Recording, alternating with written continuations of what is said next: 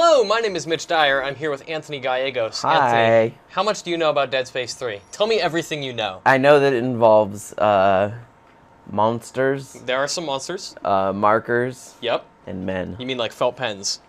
No, Markers. I mean there was one found on Earth, Alien obelisk. and then is a there good was another one description. found on Mars, right?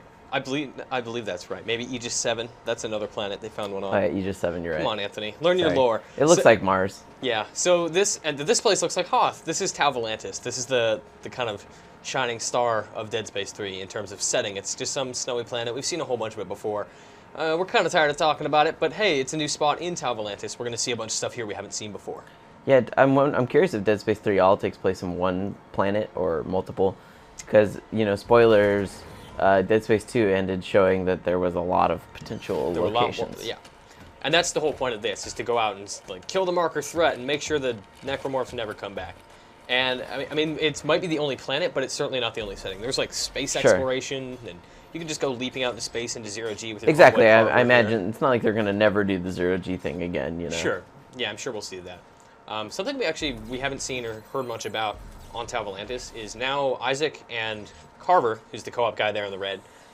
They have heat monitors on their bodies, so when they're out in the cold, if it gets too cold, they will start to die. Like they will, a lot like when you're in zero-G and you have unlimited oxygen, you have limited heat. Can you get heat packs? I'm not sure if it's heat packs, like Lost Planet, which is obviously Right. an inspiration, or if it's just, hey, get out of the cold and get somewhere warmer. Sure.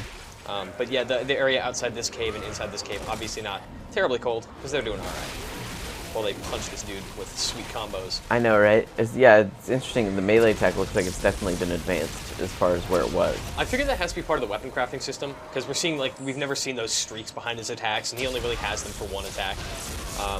So maybe that's just a modification for the weapons system, because now you can craft your own weapons as opposed to just adding nodes to make them stronger. Or The gun he's reload using faster. operates a lot like the like assault rifle from the previous game. It looks like Pulse rifle. the pulse rifle. Anthony, you got to learn your Dead Space lore and terminology, man. I actually have read Dead Space novels. Martyr was really good. It was. Good history lesson there. Um, You should read that book, listeners, viewers, or read a real history book. or yeah, either or. Both are educational. It's interesting how bright this environment is, with daylight and that sort of thing, because Dead Space Sure. has always been a very, very dark game. Yeah, do you feel like it takes away from the horror? Because that's the big concern, right? Everyone's like, oh, co-op, there's somebody here, it's not going to be scary. I feel like Dead Space has always had moments of horror, but I would never classify Dead Space as a horror game.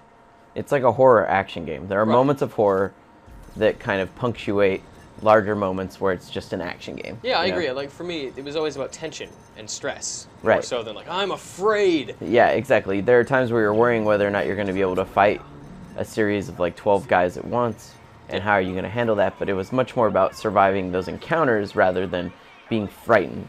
The fact that you have guns, I would say, takes away a lot of the horror of it, because Right. you are very empowered. I mean, Isaac is a Especially guy... now that you're building your own weapons. Yeah, and Isaac's a guy that can kill anything. I mean, as we'll see here in just a second, getting into a fight with a ton of monsters is something that at this point, Isaac's done it for 2 games. Yeah, we've He's- done that for like he's- 25 hours already. Exactly. He is a hardened battle warrior at this point. I mean, and so is Carver. Carver's a soldier. He's a military man. He's seen a lot of stuff too. So this isn't exactly anything new to him. Yeah, I really don't like the fact that these... Well, I do like it, but I'm saying it scares me the way these aliens just break out of the ice randomly, because, maybe... Because this can happen?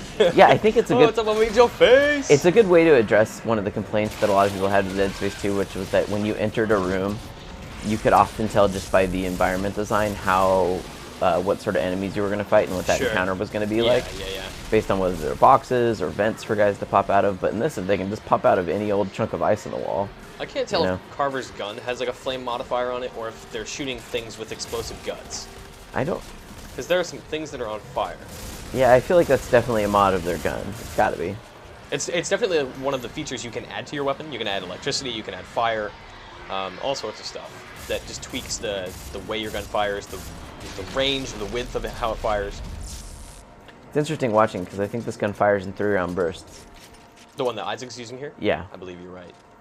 And you could change that. You could change that to a full auto, depending on the pieces you have. Because, I mean, we saw earlier a whole bunch of loot popping up with, like, frames and different converter things, and all of those play into the crafting. You use all of those pieces in various forms to modify your weapons. Yeah, I'll be interested to see how that works out because, the crafting and the workbench stuff in Dead Space has always been fairly limited, right? It just revolved around finding those nodes. Yeah. And you spent nodes to get the upgrades you wanted. But if it comes down to, actually, individual parts and having to make, sacrifices, it's going to cost X amount of parts to improve your weapons.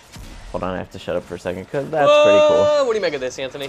I think it's an alternative to the zero-G stuff that we normally see, right? Like changing perspectives and that sort of thing in Dead Space isn't uncommon. It's just typically when you changed from one surface to the other, it still felt like you were running on you were still in an XY environment. It just had a temporary shift, maybe a little disorienting, but this actually feels like you're heading up. Yeah. And it's because there's gravity, right? As you shoot things, the monsters come falling down at your face.